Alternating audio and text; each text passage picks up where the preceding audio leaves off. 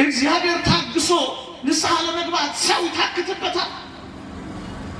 እግዚአብሔር እየጠበቀ ሰው ዞር እያለ ይስቅበታል። እግዚአብሔር አይናን እያየ ሰው ይቀልድበታል። እግዚአብሔር እየፈለገ ሰው ይደበቅበታል። እንደሱ ነው ይሁን ያለ ነው። ሁላችንም ከዚህ ጀምሮ ወደ ውጪ የኢልማ አንድ መዝሙር በጣም ይገርመኛል። ሁሉ ጊዜ ምንድን ነበር የሚለው? ለመዳኑ ሕይወት በሚለው መዝሙር ውስጥ መሰለኝ ሁሌ ይመስጠኛል። በቅዳሴ ጊዜ በምትቆምበት በቅድስቱ በኩል አይኖቼ ስላጡ ፈልገው ይዞኛል ትካዜ ነው እንደዚህ የሚል መዝሙር አለው አይደል? እግዚአብሔር እንዴት አይኖቹ ተንከራተው ይሆን እኔን ፍለጋ? ምን ውስጥ ተደብቄ ይሆን? እኛን የሚፈልጉ አይኖች አያሳዝኑ? እኛ አይናችን ወደ ሌላው የአባታችን አይን ወደ እኛ አያሳዝንም? አንድ ሩሩ አፍቃሪ መጡ ቀሩ ገቡ ወጡ ጸደቁ ተኮነኑ ሚንከራተት። ታዲያ ምን እናድርግ? ቀስ በቀስ ጥቂት ነገር እንናገር። ለምንድን ነው መጨከን ያቃተኝ? ለምንድን ነው ያልገባኝ? ደሞስ አሁን ያልከውን ነገር ፈልጌ አስቤ ወደ ሕይወት እንድመጣ ምን ላድርግ ለምትል እውነት ክርስቶስን ለምትፈልግ ነፍስ ጥቂት ምክሮች መምህራን ሊቃውንት ወንጌላችንን ያስቀምጣል። እነሱን ጥቂት ነገር ነግሬያችሁ አበቃለሁ። አላስመሻችሁ። ምን በወጣችሁ? አንደኛ ከወዴት እንደወደቅ አስብ፣ ንስሐም ግባ ይላል። ወዳጄ ውድቀትህ ካልገባ መነሳትን አትናፍቀው። የጎደለህን ካልቆጠርክ ያጣኸውን ካላወቅ አሁን የደረሰብህን አትረዳው። ለዚህ ነው ከወዴት እንደወደቅ አስብ። ወድቀሃል፣ የሆነ ነገር ውስጥ ተመስገሃል፣ የእግዚአብሔርን ጸጋ አጥተሃል፣ አባትነቱ ጎሎብሃል። ወዳጄ የኃጢአት ምሬቱ ሲሰማህ ከእግዚአብሔር የመለየት ውጤቱ ሲገባ ያን ጊዜ ትነሳለህ። በቃኝ ትላለህ። አልመረረህማ? ምን አይነት ሀብት እንደነበረ፣ ምን አይነት ጸጋ እንደነበረ፣ ምን አይነት ኃያል ሰው እንደነበር ካልገባህ እሱን ማወቅ ከፈለግ እነዚያ የከበሩ ቅዱሳንን ተመልከታቸው። እንኳን በአካል እየረገጡት መሬታቸው እንኳን አካላቸው ሰውነታቸው ጥላቸው እንዴት አጋንንትን ያስጨንቅ እንደነበር ተመልከት። በተገላቢጦሽ እኔና እናንተ ግን በአጋንንት ተጨንቀናል። የአንዳንዶቻችን መጫወቻ ጠራጊ ጉድፎች ሆነናል። እነሱ እንዴ ያጣነውማ ብዙ ነገር አለ። እሱ ስላልገባን ነው ወገኖቼ። ከወዴት እንደወደቅ አስብ። ውድቀትህን መርምረው። የት ውስጥ እንደተመሰቅ ይኸው ከሱ ነው የሚጀምረው። የጎደለን ስታውቅ እንዲሞላለህ መሻገር ትጀምራለህ። የሆነ የሚናፍቅህ ነገር አለ፣ የሚርብህ ነገር አለ፣ የሚጠማ ነገር አለ።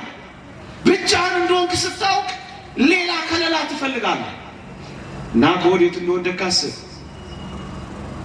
ያጣኸውን ጸጋ ቁጠር። ካውንት ዩር ብሌሲንግስ የሚሉት እኮ ለዚህ ነው። ግዕዝ እናገራለሁ ተብሎ ሲጠበቅ እንግሊዝኛ ከየት መጣ? በመድኃኒዓለም ይቅር ይበለኝ። አሜን አትሉ? በረከቶችን ያጣኸውን ያገኘውን በረከት አሁን ያጣኸውን በረከት ቁጠረዋ እስኪ። በጣም ደካማ ሰው ሆነናል እኮ። በጣም ደካማ የምንገዛቸው አስፈሪዎች ሆነውብናል። እንዴ እግራችን ስር ቀጥቀጠን ልንገዛው የሚገባን ሴጣን አናታችን ላይ ከወጣ ከራረም እኮ። ታዲያ ወደቅን ወገኖች። እዩት እስኪ ፊታችሁን ሰውነታችሁን እዩት እኮ። ይህ ነበር የክርስቶስ መልክ፣ እንዲህ ነበር የእግዚአብሔር ልጆች መልክ፣ እንዲህ ነበር። ደክመናል፣ እመኑኝ ተዋርደናል። በጣም ምስኪኖች። የምንነካው መባረክ ትቷል። የተከልነው ከመለምለም ይልቅ መጠውለግ ይዟል። ምድሪቱን ተመልከቷት። የእግዚአብሔር ቃል እንዲህ ይላል፣ የምድሪቱ መከር ጠውልጓል ይላል። በእኛ ምክንያት ጠወለገ። ታዲያ አልተዋረድንም? እንደ እግዚአብሔር ሰዎች ብርቶችና ኃያል ነን። እንፈራለን ወይ? እንደመጣለን ወይ? ከነ ግርማ ሞገሳችን ነን ወይ? ወድቀናል። እኔ ሁሌ የቅዱስ አባታችን የፓትርያርካችን የአንድ ዘመን መለወጫ ንግግር ሁሌ ይመስጠኛል። ይህን ትምህርት ባስተማርኩ ቁጥር በህሊና ይመጣሉ። ምን ብለዋል? ሽበታችን አልታፈረም፣ ክህነታችንም አልተከበረም። አዎ ሽበትም ተጣለ፣ የትላልቆች ወንበርም ተደፈጠረ። ይህ አስደናቂው ክህነታችንም እንደሌለ ተቆጠረ። የማንም መጫወቻ ሆነ። ተዋርደናል፣ አፍረናል። ይሄን ማወቅ ከፈለጋችሁ ከኛ ጋር መኖር የሚፈልግ የለም። በእርግጠኝነት እዚህ ላለው ወጣት የእናንተን እንኳን አላውቅም፣ ለአብዛኛው የኢትዮጵያ ወጣት ውጭ መውጣት ቢፈቀድለት ምናልባት እዚህ የሚቀሩ በጣም ጥቂቶች ናቸው። እነሱን አውቃቸዋለሁ፣ ግን ምን ያደርጉልኛል አልጠቅሳቸውም። በጣም ብዙ ወጣቶች ከኛ ጋር ከመኖር ይልቅ ሻርክና ባህር ቢመላቸው ተመኝተው ስንቶች አይደል ብንሞት እንሞት እያሉ ሄዱት። ይሄን ያህል ልጆቻችን እኛ ላይ ተስፋ መቁረጥ ነበረባቸው። ይሄን ያህል ዶብን ይገባ ነበር። በሞትና በሕይወት መካከልም ቢሆን ይጨክኑ ነበር። ወላጆቻቸውን ትተው ድንኳን ያስተክሉ፣ መርዶ ያስነግሩ ነበር። ምዕመናን ተዋርደናል። ልጆቻችን እንኳን ማጽናናት አቅቶናል። ተዋርደናል። የት እንደምንደብቃቸው እንኳን አተባል። ተዋርደናል። ትምክህታችን ሞሏል። ኩራታችን ተንፍሷል። ቀና ቀና ማለታችን ዝቅ ዝቅ ብሏል። ይህንንማ ምን እንወሻሻለን? ምን እንወሻሻለን? እናም አፍረናል፣ ተዋርደናል። ስለዚህ ከወዴት እንደወደቅን ማሰብ ይገባናል። ተናግረን መሰማት፣ አንኳክተን ሊከፈትልን፣ ጸልየን መደመጥ ካቃተን ቆይተን ጥቂት ጊዜ ቆይተው መልስ ያገኙ እንደነበሩት አባቶቻችን አይደለም።